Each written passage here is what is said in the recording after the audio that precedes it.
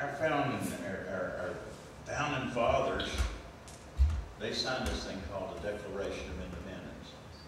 Now actually, they all voted and agreed to do this on July the 2nd. But they didn't get around to crossing out a couple of words and writing over the top of them. And they actually decided that they'd sign it on the 4th. And that was 1776. And I was kind of surprised because I thought the Revolutionary War started after that, and it actually started before the signing paper.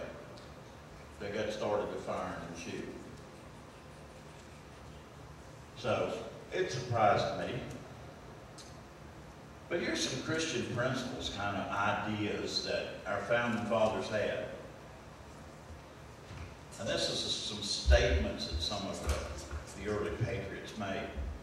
It cannot be emphasized too strongly or too often that this great nation was founded not but religionists, but by Christians, not on religion, but on the gospel of Jesus Christ.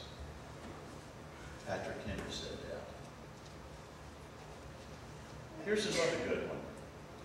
Do not let anyone claim tribute of American patriotism if they even attempt to remove religion from politics.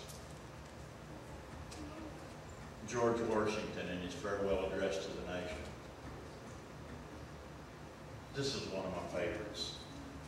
The First Amendment has created a wall of separation between church and state.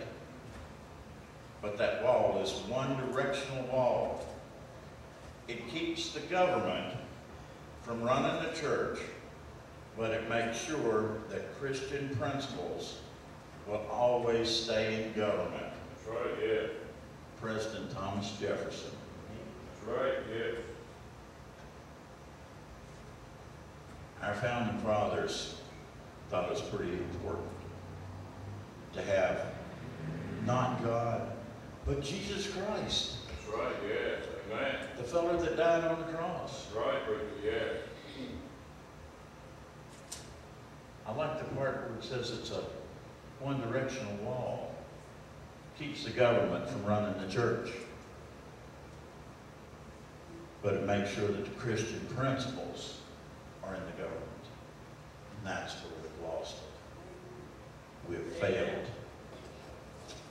President Thomas Jefferson, in his address to the Danbury Baptists, made that statement. I wish he could make it right now to a lot of other folks. It needs to be shouted louder and louder. These fathers of our independence certainly indicated that we had a freedom, and it wasn't so much to worship as it was to worship Jesus Christ. Right, yeah. They didn't just get out there and say, we've got a freedom to worship. They spelled it out and said, Jesus Christ. Can you imagine what kind of concept that would be? Christian principles in our government? Would that shuck the corns of a few atheists? Or a few of the other fellows that's running around here that don't see the Christian principles right? Can you imagine how full the churches would be if our government was working that way? Because our government would be right too. That's right. The Patriots that made that big bold declaration on July the 2nd, 1776, they were a meeting of the Continental Congress, that's what they called it back then, before we got to be a country or nation. But they voted to declare absolute freedom from England. They didn't say we want to part way. They didn't say we want to be nice to England. We want y'all out of here. We're done. Absolute, total, they wanted freedom. The Declaration of Independence was signed by 56 men representing 13 colonies on July the 4th. Patrick Henry, here's another statement that he made, or part of one he made in closing. at the meeting of this Virginia Provincial Convention. He said 3 million people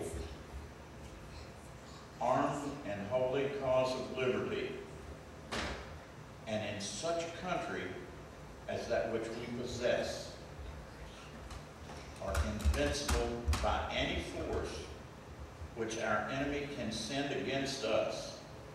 Besides, sir, we shall not fight our battles alone. There's a just God who presides over the destiny of the nation and who will rise up his friends to fight their battle for us. Battle, sir, is not to the strong alone. It's to the vigilant, to the active, and to the brave.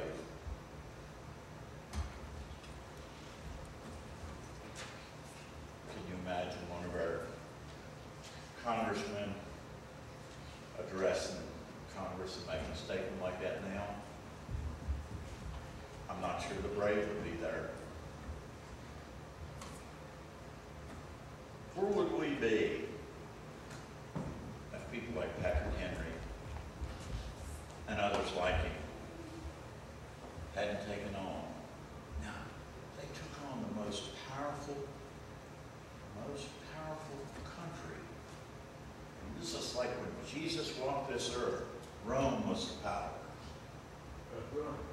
Britain was the power. When these poor little rude colonies said, we're tired of getting pushed, and stood up to the big cheese. And you heard what Patrick Henry said? We're not going to do the one, God's going to be with us. They paid a high price for the freedom that we got today. That's right, yeah. 7,200 Americans were killed. 8,200 were wounded. 10,000 died from disease and exposure. These guys were out there fighting, didn't have coats and jackets and nothing else. There was tons of them that just froze to death through the winters. 6,500 died in prison, captured by the British.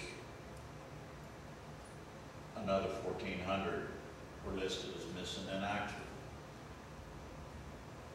How about the 56 men that signed the Declaration of Independence? 5 were captured by the British and tortured before they died. 12 had their homes ransacked and burned. 2 lost sons in the Revolutionary Army. Another 2 sons were captured. 9 of the 56 fought and died from wounds of the hardships of the war. Carter Braxton of Virginia, a wealthy planter and trader, saw his ship sunk by the British Navy. He sold his homes and properties to pay his debts and died in poverty. At the Battle of Yorktown, British General Cornwallis had taken over Thomas Nelson's home for his headquarters. Nelson quietly ordered General Washington to fire on his own home. The home was destroyed. Thomas Nelson died bankrupt. John Hart, another signer, he was driven from his wife's bedside when she was dying. Their 13 children fled for their lives.